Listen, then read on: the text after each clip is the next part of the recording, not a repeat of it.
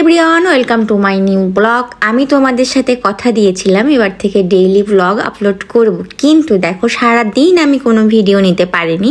তাতে কি আছে, আমি কিন্তু সন্ধ্যা থেকে স্টার্ট করে দিয়েছি আজকের ব্লগটা। সন্ধ্যা থেকেই অনেক কিছু শেয়ার করেছি। যাই হোক, আমার কিন্তু খুবই চা খেতে ইচ্ছে করছিল সন্ধ্যাবেলায়। তো তোমাদের দাদাকে বললাম আমি একটু চা করি, একটু খেয়ে তারপরে বাইরে যাও। তো বললো আমার একদমই সময় নেই, আর তারপরে এখন যদি চা খাই আমি একটু যেয়ে বসবো চায়ের দোকানে, আর সেখানে যে আমার আবার চা খেতে হবে।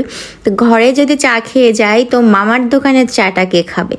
বললো এটা একটা ভদ্রতা, আমি ওখানে যে বসবো চা খাবো না তাইলে কি হয়? তাহলে তুমি তোমার মতো চাটা করো, আমি বাইরে যেই খাবো। তো আমি কিন্তু আমার মতো 1 কাপ চা করে নিয়েছি। তো তোমাদের দাদা বলছিল আমি নাকি চাটা ভালো করি, অথচ তোমাদের দাদা তেমন একটা চা খায় না। বাসায় তো টোটালি চা খেতে চায় না, ওই আমার সাথে একটু জোর করে খায়। আর বাইরে যে খায়, চায়ের দোকানে বসলে 1 কাপ নিতে হয়, তাই জন্য খায়। আর সে খেলে একটু দুধ চা খায়, না হলে চা খেতেই চায় না।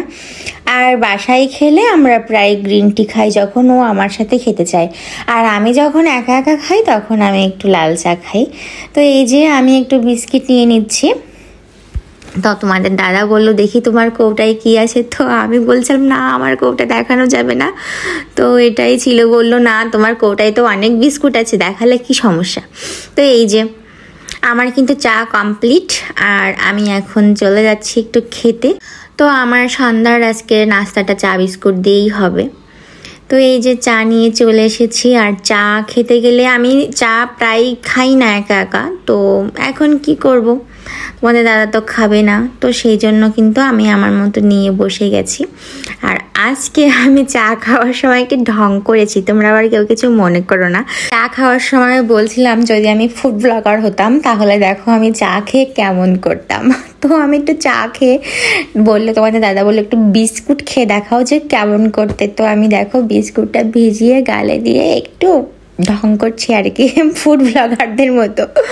তো এই যে আসলে ভালো লাগছিল চাটা, আর সাথে বিস্কিটটা একদম গলে যাচ্ছিল, তো আমি তার সাথে আর একটু ঢং অ্যাড করে দিলাম। যাই হোক, আর সারাদিন তেমন কিছু ভিডিও করার পাইনি, আসলে সেম কাজই করা হয় প্রতিদিন, কারণ 2 জন মানুষ, একটু রান্না খাওয়া দাওয়া এই ছাড়া তো কিছু করার নেই আমাদের। তো এই আর কি ভিডিও করব। তো ভাবলাম আজকে তো কোনো ভিডিওই করা হয়নি, তাই কিন্তু এখন থেকে ভিডিওটা স্টার্ট করেছি। যাই হোক, এই যে আমার চা খাওয়া শেষ, আর তোমাদের দাদা কিন্তু রেডি হচ্ছিল বাইরে যাওয়ার জন্য। তো আমি একটু ভিডিও নিচ্ছিলাম, বললাম তুমি আমার ভিডিওতে মোটেই আসছো না আজ কয়দিন, তো তোমাকে আজকে ভিডিও করব। তো এই যে তোমাদের দাদা কিন্তু রেডি হয়ে বাইরে যাচ্ছিল, তখন আমি একটু ভিডিও নিচ্ছিলাম। যেদিন আমার বাইরে একটু কাজ থাকে আমি ওই দিনেই বেরোই। আমি মনে হয় বছরের ভিতরে 10 থেকে 15 বার বের হই বাইরে, এরকম আমার মনে হয়। তো এই যে তোমার দাদা কিন্তু বের হয়ে গেল, আর আমার বাইরে কাজ ছাড়া আমি তো বের হই না, তো আমি বাসায় থাকি, কি আর করব। তারপরে এই যে তোমাদের দাদা বাইরে চলে গেল, আবার কিন্তু রাত্রেবেলা চলে এসেছি রান্নাঘরে। রান্না বান্না আছে সবই, কিন্তু তোমাদের দাদা বললো একটু ডিম ভাজি খেতে ইচ্ছে করছে। তো ডিম ভাজিটা কিন্তু তোমাদের দাদা খুব ভালো ভাজে আর কি। তোকে বললো তুমি পেঁয়াজ ঝাল কেটে দাও, আমি রান্না করে দিচ্ছি, মানে ভেজে দিচ্ছি আর কি ডিমটা। তো ও ভাজতে কিংবা মাংস রান্না করতে খুবই পছন্দ করে, এগুলো রান্না করতে পছন্দ করে, কিন্তু আমাকে কিন্তু সব গুছিয়ে দিতে হয়। যাই হোক, গুছিয়ে দেওয়ার পরে সে রান্নাটা খুব সুন্দর করে করে, সে এটুকু করে তাতে আমার অনেক অনেক হেল্প হয়। এই যে দেখো ডিম ফাটিয়ে সে রেডি করে ফেলেছে, এদিকে আমি পেঁয়াজ কাটা শেষ। তো এবার কিন্তু তার ভাজার পালা। আমি বলছিলাম এই যে আমার কাজ কমপ্লিট, এবার তোমার কাজ শুরু, নাও তুমি ডিমটা ভেজে ফেলো। সে আমার অনেক অনেক কাজে হেল্প করে। আমি একা একা ডিম ভাজবো, সে কিন্তু চলে আসছে, বললো যে তুমি কেটে দাও, আমিই ভাজবো, চলো 2 জন যে ভাজি। আমি বলছিলাম আধ রাত্রে আর ডিম ভাজি খেতে হবে না, তো বললো না চলো তোমার সাথে আমিও যাচ্ছি। তো এই যে দেখো আমার পেঁয়াজ কাটা তার পছন্দ হয়নি, বললো এর থেকে আরও সুন্দর হবে, মিহি করতে হবে। তো সে আবার নিজে কুচি কুচি করে নিল, তারপরে এই যে সুন্দর করে কিন্তু সে মিক্সচার করে নিবে।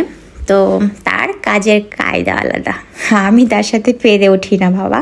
তো এই যে সে সুন্দর করে কিন্তু এখন ডিমটা ভাজি করবে। এভাবেই কেটে যাচ্ছে আমাদের 2 জনের জীবন। তো তোমাদের কেমন লাগে আমাদের রেগুলার ব্লগ, এখন কেমন লাগছে? আমি যেহেতু এই কয়দিন রেগুলার ব্লগ আপলোড করার চেষ্টা করছি, তো ভালো লাগলে অবশ্যই একটা করে কমেন্ট আর একটা করে লাইক দিয়ে যেও। তো এই যে আমরা কিন্তু এখন ডিম ভেজে ডিনারটা করে নিব। আমিও এরকম করে ভাজি তোমাদের দাদার মতো করে, কিন্তু আমার না ম্যাক্সিমাম সময় ভেঙে যায়, তো ওরকম আস্তে আস্তে হয় না, ম্যাক্সিমাম টাইম ভেঙে ফেলি। তো বললো চলো আজকে আমি ভেজে তোমাকে দেখাই কেমন করে ভাজতে হয়, তুমি তো ভেঙে ফেলো।